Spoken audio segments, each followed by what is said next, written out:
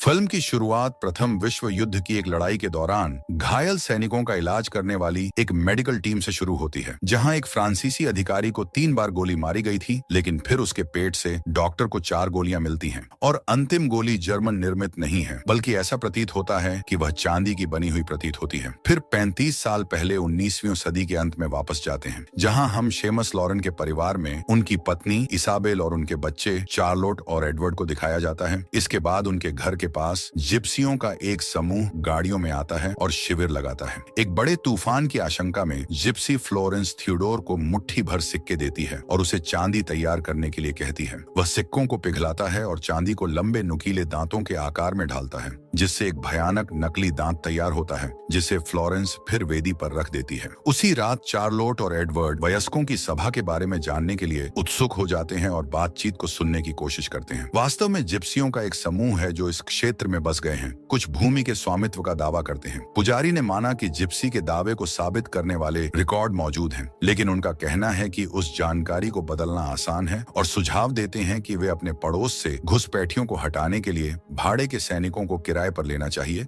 भले ही इसके लिए उन्हें धमकी देनी पड़े। अगले दिन बैरन उस योजना को अमल में लाने के लिए जिप्सी शिविर में जाते हैं, लेकिन बातचीत 2 मिनट भी नहीं चलती कि पहली गोली चल जाती है। दुश्मन से घिरे जिप्सियों के पास भागने के लिए कोई जगह नहीं है और बैरन टेंट में आग लगाने के अलावा गोलीबारी भी जारी रखते हैं। तबाही पूरी हो चुकी है और बैरन भी कमजोर लोगों पर अपनी जीत का जश्न मनाते हुए फोटो खिंचवा रहे हैं। फ्लोरेंस को थियोडोर के साथ पकड़ लिया जाता है और भाड़े के सैनिक डेंचर भी जब्त कर लेते हैं। सेमस का एक आदमी जिप्सी लोगों के अंधविश्वासों को कोसना शुरू कर देता है और आक्रमण के बारे में शिकायत करता है। जब जिप्सियों ने आक्रमण किया तो उन्हें पता था कि जमीन का एक मालिक है। भाड़े के सैनिक की नजर चांदी के दांतों पर है, लेकिन वह हर चीज के लिए प्रति इतनी घृणा रखता है कि वह उस वस्तु को उसके मालिक के साथ दफनाने का आदेश देता है। लेकिन उससे पहले फ्लोरेंस को अपनी दोस्त का भयानक भाग्य को देखने के लिए मजबूर होना पड़ता है। हाथ और पैर खोने के बाद थियोडोर को उसके सिर पर बर्लप की बोरी के साथ एक क्रॉस से बांध दिया जाता है और फिर उसे बिजूका की तरह मैदान के बीच में लटका दिया जाता है। इसके बाद फ्लोरेंस को जिंदा दफना दिया जाता है। वह डेंचर वाले बॉक्स को कसकर पकड़े हुए सभी तरह की गालियां दे रही होती है। इस बीच सेमस के घर पर उसके बच्चे खुशी से गाते हैं। उन्हें अपने पिता द्वारा घर के पास किए गए इन भयावह आदेशों से अनजान है। उस रात शार्लोट को एक बिजूका के बारे में भयानक सपना आता है, जो अपने आप अपना सिर हिलाता है और वह खुद को उसके पास एक जगह पर मिट्टी खोदते हुए पाती है। गांव की सराय में जॉन मैकब्राइड नामक एक रोग विज्ञानी एक कमरा मांगने आता है और पूछता है कि क्या क्षेत्र में जिप्सियों के होने की रिपोर्ट मिली है, लेकिन परिचारक सवाल को टाल देता है और उस पर संदेह करता है। कुछ ही समय बाद लेफ्टिनेंट अल्फ्रेड बात करते हुए दिखाई देते हैं और हम देखते हैं कि दोनों पहले से ही एक दूसरे को जानते हैं। अल्फ्रेड आगंतुक से यह पूछने की कोशिश करता है कि वह वहां क्या करने की योजना बना रहा है, लेकिन जॉन भी टालमटोल करता है। अगले दिन एडवर्ड यार्ड में तलवारें खेल रहा है, जैसा कि वह आम तौर पर तब करता है जब उसका ध्यान धुएं की ओर जाता है।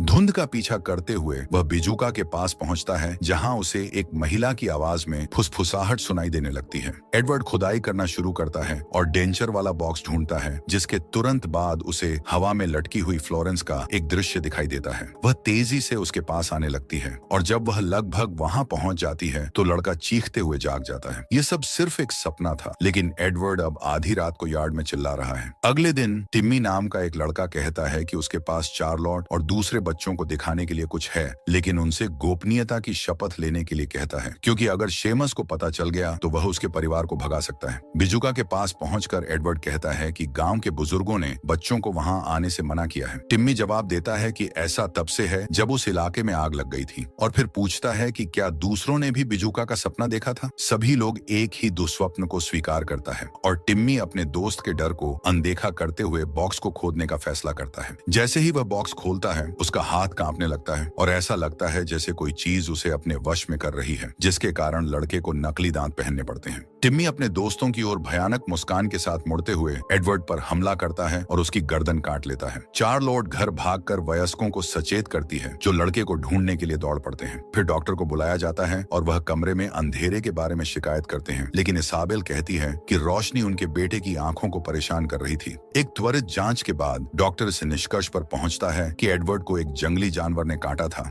लेकिन चार्लोट जानती है कि यह सच नहीं है। रात में उसे फिर से वही दुस्वप्न आता है और वह अपने भाई के कमरे से आने वाली एक अजीब सी आवाज सुनकर जाग जाती है। वह वहां जाती है और एडवर्ड को हाँफते हुए पाती है, जैसे कि वह घबराया हुआ हो। कंबल उठाते हुए वह देखती है कि उसके शरीर पर जड़ों जैसी दिखने वाली कोई चीज हावी हो रही है और वह अपने माता पिता से मदद के लिए चिल्लाने लगती है। शेमस अपने बेटे के कमरे में जाता है और बिस्तर खाली पाता है तथा चादरों पर खून के धब्बे लगे होते हैं। सामने का दरवाजा खुला है, लेकिन लड़के का कोई निशान नहीं है और शेमस जंगल में खोज करने का फैसला करता है। चार्लोट स्वयं सेवकों के बीच टिम्मी को देखकर घबरा जाती है, लेकिन वह कुछ भी कहने का फैसला नहीं करती। कोई भी लड़के को नहीं ढूंढ पाया और इसाबेल इस नुकसान से काफी दुखी है। कुछ दिनों बाद लेफ्टिनेंट अल्फ्रेड जॉन मैकब्राइड के दरवाजे पर दस्तक देकर उनसे गायब होने के बारे में मदद मांगता है और यह स्वीकार करता है कि जिप्सियों से संबंधित एक घटना हुई थी। टिम्मी ने चार्लोट को बात करने के लिए चर्च में बुलाया और खुलासा किया कि उसे घटना याद नहीं है। वह सब कुछ बताती है जो हुआ और कहती है कि किसी ने भी वयस्कों को सच नहीं बताया, क्योंकि उन्होंने इसे गुप्त रखने की अपनी शपथ का सम्मान किया था। टिम्मी बहुत सदमे में है और बाइबल से कुछ पढ़ना शुरू कर देता है, जिसमें कहा गया कि कृत्रिम दांत जूडास को मिले चांदी के सिक्कों से बनाए गए थे। उसने एक पृष्ठ फाड़ दिया और अपने दोस्त को सौंप दिया और बताता है कि कृत्रिम दांत चर्च की पवित्र भूमि में छोड़ दिया है, लेकिन ऐसा करने से भी अभिशाप नहीं हटता। और टिम्मी कहता है कि सभी को बुजुर्गों के पापों का भुगतान करने के लिए मारना होगा। अचानक नौकरानी अनाइस ने कन्फेशनल का दरवाजा खोला और टिम्मी डरकर भाग गया, जबकि वह चार्लोट को घर ले गई। चर्च के सामने कुछ दूरी पर एडवर्ड को बिना शर्ट के देखने का आभास होता है। वह उसका नाम पुकारते हुए उसके पीछे जाता है, जब तक कि वह खुद को जंगल के बीच में खड़ा नहीं पाता और कुछ उसकी ओर आ रहा होता है। टिम्मी मुश्किल से देख पाता है कि वह क्या है जब वह चीज उसके पास से गुजरती है और इस प्रक्रिया में उसका हाथ फट जाता है। भयभीत होकर वह लड़खड़ाता हुआ भाग जाता है और छिपने की कोशिश करता है, लेकिन करीब आने वाली गुर्राहटों से पता चलता है कि उसे ढूंढ लिया गया है। जब अल्फ्रेड और जॉन शेमस के घर पहुंचते हैं तो वह चेतावनी देता है कि स्थिति और खराब हो गई है और उन्हें जंगल में उस केबिन में ले जाता है जहां टिम्मी छिपा हुआ था। अल्फ्रेड अंदर जो कुछ भी देखता है उससे चौंक जाता है और अपनी मतली को रोकने की कोशिश करते हुए बाहर निकलता है, लेकिन जॉन खुद जांच करने का फैसला करता है और पाता है कि टिम्मी के अवशेष पूरी तरह से क्षत विक्षत हैं। उसे लड़के की जेब में बाइबल का एक पन्ना मिलता है जिस पर चांदी के सिक्कों के बारे में लिखा हुआ है। केबिन से बाहर निकलते हुए वह घोषणा करता है कि यह एक भेड़िया हमला था और अल्फ्रेड फैसला करता है कि इससे एडवर्ड पर मामला भी बंद हो जाता है। शेमस को आश्चर्य होता है जब लेफ्टिनेंट समझाता है कि देश एक भयानक चेलेरा संकट से गुजर रहा है और इस समय संसाधनों को बर्बाद करने का कोई तरीका नहीं है। इसके बावजूद जॉन अकेले ही जांच जारी रखने की पेशकश करता है और अल्फ्रेड इसका विरोध नहीं करता। जब शेमस उसे घर की जांच करने के लिए ले जाता है और उसे सब कुछ बताता है तो वह एहतियात के तौर पर ग्राउंड फ्लोर की खिड़कियों को बंद करने की सलाह देता है। जॉन अपने परिवार के साथ रहता है और रात के दौरान उसे भी बिजूका का सपना आता है। केवल अपने सपने में वह बॉक्स खोजने के बाद खुदाई जारी रखता है और उसे फ्लोरेंस का शव मिलता है। तभी कोई उसका नाम पुकारता है और वह एक महिला को एक गोरी लड़की के साथ हाथ मिलाते हुए देखता है। पीछे मुड़ते ही जॉन को पता चलता है कि बिजूका गायब हो गया है और उसे सड़क के दूसरी ओर देखकर हताश हो जाता है और वह उन दोनों को वहां से ले जाता है। जब वह चौंक कर उठता है और मोमबत्ती जलाता है तो हम बिस्तर के किनारे एक चित्र देखते हैं जिसमें वही महिला और लड़की दिखाई देती है। अनजाने में वह शेमस और उसकी पत्नी के बीच लड़ाई की आवाज सुन लेता है। जॉन को यह समझ में आने लगता है कि एडवर्ड के गायब होने से इसाबेल और चार्लोट इतने दुखी हैं कि वे शेमस की आज्ञाकारिता बनाए रखने में असमर्थ हैं, जो व्यवस्था और दिखावे को सबसे ऊपर रखता है। अगले दिन भोजन के दौरान चार्लोट अचानक पूछती है कि क्या वे सभी मर जाएंगे। तभी उसके पिता उसे मेज पर इस तरह से बात करने से मना करते हैं। जिस दरवाजे से एडवर्ड भागा था उस पर खून जैसा एक दाग है और जॉन उस दरवाजे को तब खुरचने का फैसला किया जब कोई भी आसपास नहीं था। अपने कमरे में वापस आकर वह अपने अंगूठे पर रेजर चलाता है ताकि वह एक बूंद निकाल सके जिसकी तुलना वह नमूने से कर सके। दरवाजे पर लगे खून की संरचना केवल एक ही तरह की है और वह स्थिर रहती है, जबकि उसके खून की एक और तरह की संरचना है जो गतिशील है। प्रयोग में एक धीमी आवाज के कारण बाधा उत्पन्न होती है जिसकी जांच करने का जॉन फैसला करता है। खिड़की पर लगे कीलों वाले बोर्ड से झांकते हुए उसे एक जानवर की आंख की झलक दिखाई देती है और वह शेमस से राइफल लाने के लिए कहता है। जब दोनों दरवाजा खोलते हैं तो जानवर पहले ही जा चुका होता है और जॉन चेतावनी देता है कि शिकार पर जाने के लिए एक समूह का आयोजन करना आवश्यक होगा। शेमस अन्य बैरनों को आमंत्रित करता है और वे एक युवा बाहरी व्यक्ति को आदेश देते हुए सुनकर बहुत खुश नहीं होते हैं। लेकिन जॉन बताता है कि वह एक ऐसे ही मामले में शामिल था जो गोर्डन के जानवर के नाम से बहुत प्रसिद्ध हुआ था। अन्य लोग यह सुनकर चौंक जाते हैं कि मौजूदा मामला भी उसी तरह का हो सकता है और पूछते हैं कि क्या सेना को बुलाना बेहतर नहीं होगा। जॉन भी इससे सहमत होता है, लेकिन समझाता है कि जब तक किसी तरह की पुष्टि या सबूत नहीं मिल जाता तब तक कोई नहीं आएगा। इससे बैरनों को यकीन हो जाता है और वे गांव के सभी लोगों को अपने घरों के अंदर रहने और अपनी खिड़कियों को बंद करने का आदेश देते हैं जब तक कि जानवर को पकड़ नहीं लिया जाता। हालांकि तीनों किसानों को आदेश की अवहेलना करने में ज्यादा समय नहीं लगता। अनिच्छा और डर के साथ एनी मैरी नाम की एक लड़की अपने दोस्तों जैकब और कैलम के साथ मैदान में एक छोटे से काम के लिए जाती है। एक अजीब सी आवाज सुनकर कैलम जमीन से एक भारी टहनी उठाता है और खतरे की जांच करने के लिए जंगल में घुस जाता है। एन मैरी उसका नाम पुकारती है और वह बेचैन हो जाती है, लेकिन वह कोई जवाब नहीं देता। अब उसे ही तेज आवाजें सुनाई देने लगती हैं और उसे लगता है कि कुछ तेजी से गुजर रहा है। जैकब की तलाश करते हुए वह उसे बाढ़ पर झुका हुआ पाती है और उसकी तरफ कोई प्रतिक्रिया नहीं दे रहा है। एन मैरी करीब आती है और उसे डर लगता है कि कोई चीज जैकब को खा रही है। वह चिल्लाती है और भाग जाती है,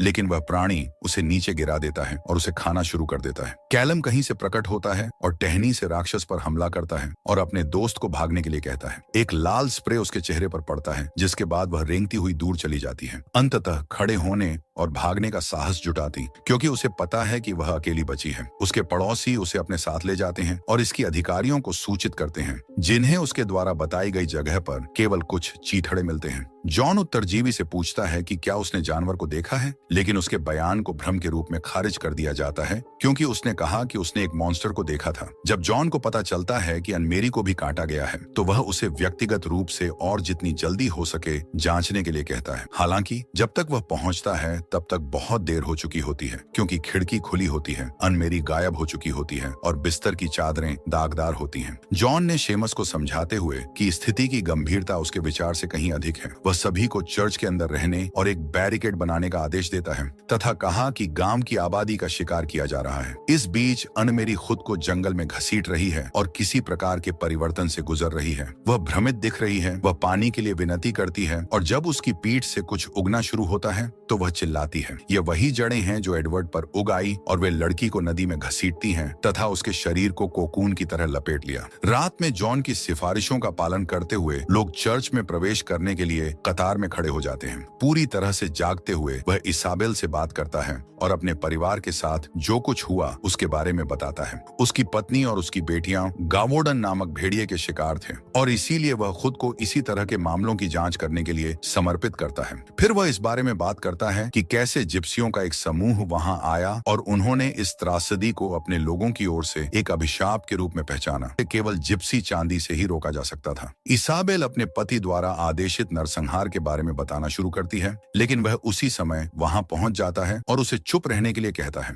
अगली सुबह जॉन जाल बिछाने के लिए अकेले बाहर जाता है और बिजूका के पास से गुजरते समय उसकी नजर जमीन में बने छेद पर पड़ती है। जाल खोदने में बहुत मेहनत करने के बाद उसकी थकान बुरी यादों के साथ घुलने लगती है और वह तभी होश में आता है जब उसे किसी की मौजूदगी का एहसास होता है। वह केबिन में घुसने वाले मॉन्स्टर को देखता है और अपने जाल में न फंसने के लिए सतर्क रहता है। जब जानवर दरवाजे से बाहर निकलता है और हमला करता है तो जॉन उसे रास्ते से हटा देता है और वह खंभे पर लटक जाता है। फिर वह राक्षस को लपेटता है और शव परीक्षण करने के लिए उसे गांव ले जाता है। शेमस और अन्य यह देखकर चौंक जाते हैं कि यह स्पष्ट रूप से भेड़िया नहीं है, लेकिन जॉन को आश्चर्य नहीं होता। वह चेतावनी देता है कि यह काम आसान नहीं होगा और उस विशाल जीव के शरीर को खोलना शुरू कर देता है, जब तक कि सभी लोग डर के मारे उसके शरीर के अंदर कुछ हिलता हुआ देखकर उछल नहीं पड़ते। ऐसा प्रतीत होता है कि चेहरा कीचड़ से ढका हुआ और एक झिल्ली में लिपटा हुआ दिखाई देता है। वे जल्द ही अनमेरी को पहचान लेते हैं और महसूस करते हैं कि वह भागने की कोशिश कर रही है, लेकिन जॉन किसी को भी उसे छूने नहीं देता, यह समझाते हुए कि पीड़ित पहले से ही बर्बाद हो चुके हैं और वे फिर कभी उस स्थिति में नहीं लौटेंगे। वह दूसरों को समझता है कि वे उसे शीघ्र समाप्त कर सकते हैं। अनमेरी झिल्ली को तोड़ने में कामयाब हो जाती है और भयानक चीखों के साथ बाहर निकलती है, जिससे यह साबित होता है कि जॉन सच बोल रहा है और एक गोली से उसकी पीड़ा समाप्त हो जाती है। और शेमस यह सोचकर दुखी हो जाता है कि एडवर्ड के साथ भी यही हुआ है। जॉन का धैर्य जवाब दे जाता है और पूछता है कि वह महिला कौन है जो सपनों में बिजूका के नीचे दबी दिखाई देती है। शेमस जवाब नहीं देता और श्रापों पर विश्वास करने से इनकार करता है तथा कहता है कि उसका बेटा निर्दोष था। किसी भी मामले में वह पूछता है कि कोई भी इसाबेल को यह न बताए कि लड़के के साथ वास्तव में क्या हुआ था, और वादा करता है कि वह व्यक्तिगत रूप से इसका पता लगाएगा, क्योंकि इस मुद्दे को खत्म करना उसकी जिम्मेदारी है। ये देखते हुए कि उसका विरोध करना व्यर्थ है, जॉन इसाबेल के साथ बातचीत जारी रखने के लिए उसके शिकारियों के साथ जाने का इंतजार करता है। वो उसे वह फोटो दिखाती है जो उस दिन ली गई थी, जिस दिन जिप्सियों को वहां से निकाला गया था, और जॉन उसे बाइबल के उस पन्ने के बारे में बताता है जो उसे टिम्मी की जेब में मिला था। उनका कहना है कि रहस्य की कुंजी उस महिला के पास दफन है और उसका संबंध चांदी के सिक्कों से है। तब चार्लोट अंततः, यद्यपि आंशिक रूप से अपनी चुप्पी तोड़ती है, वह एक और पृष्ठ दिखाती है जिसमें यह सिद्धांत बताया गया है कि दांतों से प्राप्त चांदी वही है जो जूड्स को दी गई थी, और यह बताती है कि टिम्मी ने डेंचर को चर्च के कन्फेशनल में छिपा दिया था। जॉन तुरंत वहां जाता है और जैसे ही वह उस वस्तु को अपनी आंखों से देखता है तो वह सेना को बुलाने का आदेश देता है। जब शेमस और उसके साथी मॉन्स्टर के किसी भी संकेत का इंतजार कर रहे थे, एनिस ने जल्दी से कपड़े इकट्ठा किए। वह दो भयानक पंजे देखकर डर गई और जोर से चीख पड़ी। जब हवा से चादर हटता है तो राक्षस उसके बहुत करीब दिखाई देता है। नौकरानी भागने की कोशिश करती है, लेकिन मॉन्स्टर उस पर कूद पड़ता है, जिससे लटकी हुई चादरों पर खून फैल जाता है। जीव के चले जाने के बाद एनिस खुद को अंदर खींचती है और अकेले ही इलाज का काम करती है। चर्च में जॉन चांदी के दांतों को पिघलाता है और उन्हें 4 गोलियों में बदल देता है। जब शेमस शिकार से खाली हाथ और बहुत छिड़कर लौटता है, तब तक एनिस पहले से ही खुद को संभाल चुकी होती है। वह हमले के बारे में कुछ नहीं बताती है और परिवार को डिनर परोसते समय अपनी पीड़ा को छिपाने की कोशिश करती है। हालांकि जॉन खून से सनी चादरें देखता है और डरे हुए अंदर जाता है और पूछता है कि क्या कोई गायब हुआ है, लेकिन शेमस उसे इसाबेल के सामने इस विषय को जारी रखने की अनुमति नहीं देता है। जॉन को सांत्वना नहीं मिलती और वह कहता है कि यह सब उसकी गलती है और उसे याद दिलाता है कि उसका अपना परिवार भी ऐसे लोगों ने पीड़ित किया था। शेमस उसे घर छोड़ने का आदेश देता है, लेकिन वह कहता है कि वह बरामदे पर सेना का इंतजार करेगा। शार्लोट अपनी माँ से उसके साथ सोने के लिए कहती है और शेमस डेस्क पर रात बिताता है, जबकि एनी अपने कमरे में मेटामॉर्फोसिस का अनुभव करती है। वेंटिलेशन शाफ्ट से अजीब आवाजें सुनकर शेमस एक राइफल लेता है और जांच करने के लिए सीढ़ियों पर चढ़ता है। उसी समय जॉन चाय बनाने के लिए अंदर आता है और अपनी राइफल दरवाजे पर छोड़ देता है। और ऐसा का कमरा अन्य पीड़ितों की तरह है, जिसमें बिस्तर खाली है और चादरें दागदार हैं, लेकिन खिड़की बंद है। यह अनुमान लगाते हुए कि वह अभी भी कमरे में है, वह चारों ओर देखता है और अचानक उस पर हमला होता है, जिससे उसकी मोमबत्ती गिर जाती है। इसाबेल को चूल्हे पर केतली की आवाज सुनाई देती है और वह रसोई घर में चली जाती है। रास्ते में उसे एहसास होता है कि शेमस अब डेस्क पर नहीं है। वह जॉन से पूछती है कि क्या उसने उसे देखा है, और तभी उन्हें गोली की आवाज सुनाई दी। जॉन को कमरे के बीच में जलता हुआ एक जीव दिखाई देता है और जब इसाबेल चिल्लाना शुरू करती है तो वह नीचे की ओर भागता है। वह कहती है कि शेमस उसके पास से गुजरा और सामने के दरवाजे से बाहर चला गया। जॉन चेतावनी देता है कि आग फैल रही है और वह शेमस के पीछे जाता है, जबकि इसाबेल अपनी बेटी को ढूंढने जाती है जो अब तक बिस्तर के नीचे छिपी हुई थी। जब जॉन शेमस को अस्तबल में पाता है तो वह बताता है कि उसे काटा लिया गया था और अपने परिवर्तन से बचने के लिए आग जला देता है। इसी समय जब इसाबेल घर के अंदर से अपनी बेटी को बाहर निकालने की कोशिश कर रही होती है तो वह उस प्राणी को सीढ़ियों पर चढ़ते हुए देख लेती है। तो वे जल्दी से छिप जाते हैं और उस चीज के गुजरने का इंतजार करते हैं, लेकिन वे वहां ज्यादा देर तक नहीं रुक सकते, क्योंकि आग पहले ही पूरे घर को अपनी चपेट में ले चुकी होती है। दबे पांव वे दोनों जॉन के साथ सामने के दरवाजे तक पहुंचते हैं, जो उन्हें चर्च ले जाने का फैसला करता है। बीच रास्ते में उसे एहसास होता है कि वह मॉन्स्टर उनका पीछा कर रहा है और वह दोनों को जमीन पर लेट जाने का आदेश देता है। चार्लोट यह जानकर भयभीत हो जाती है कि वहां गिरे हुए लोगों में से एक उसकी दादी है। जॉन पहली चांदी की गोली चलाता है और यह वास्तव में मॉन्स्टर को दूर भगा देती है, जिससे तीनों सुरक्षित रूप से चर्च पहुंच जाते हैं। टिम्मी के पिता यह सुनकर अपना धैर्य खो देते हैं कि शेमस चला गया है और अब सेना के आने तक इंतजार करने की योजना है। वह बाहर जाकर मॉन्स्टर से बदला लेना चाहता है, लेकिन जॉन समझाता है कि वह केवल चांदी की गोलियों की वजह से ही वहां जीवित पहुंचा था। चूंकि इनकी संख्या बहुत ज्यादा नहीं है, इसलिए लक्ष्य पर निशाना साधने की बेहतर संभावना के लिए इनका उपयोग दिन के उजाले तक इंतजार करना जरूरी है। कई घंटों बाद सभी लोग सो रहे हैं। जैसे ही इसाबेल अपने बेटे के लिए प्रार्थना करती है, उसे बाहर से चीखने की आवाज सुनाई देने लगती है और वह दरवाजे के पास पहुंचती है और उससे मदद के लिए बाहर आने की विनती करती है। इसाबेल हताश होकर दरवाजा खोलने लगती है और शोर सुनकर सभी जाग जाते हैं, लेकिन इतनी जल्दी नहीं कि वह उसे रोक सके। वह बाहर घने कोहरे को देखती है और जब मॉन्स्टर प्रकट होता है तो वह अपनी सांस रोक लेती है। लोग गोली चलाना शुरू करते हैं, लेकिन कुछ भी उस मॉन्स्टर को रोक नहीं पाता। वह चर्च पर आक्रमण कर देता है तथा अराजकता और विनाश फैलाता है। जॉन दूसरे दूसरी चांदी की गोली चलाता है जो लक्ष्य से चूक जाती है और इसाबेल शोरगुल के ऊपर चिल्लाती है। अपने ही बेटे से भागने का दृढ़ निश्चय करती है। वह काट ली जाती है और जॉन फिर से गोली चलाने से पहले उससे माफी मांगता है। कोई अन्य विकल्प न होने पर गोली इसाबेल के शरीर को छेदती है और उस मॉन्स्टर को मारती है जो एडवर्ड के रूप में वापस आ जाता है। दोनों चर्च के फर्श पर तब तक लेटे रहते हैं जब तक कि लड़का फिर से अपनी आंखें नहीं खोलता, लेकिन उसकी मां बच नहीं पाती। चर्च में उस रात की त्रासदी के बाद उसे कुछ भी याद नहीं रहता और जॉन उसे चार्लोट के साथ गोद ले लेता है। तब हमें पता चलता है कि एडवर्ड 35 साल और जीवित रहेगा, क्योंकि वह फ्रांसीसी अधिकारी है जो युद्ध के मैदान में अपनी जान गंवाता है।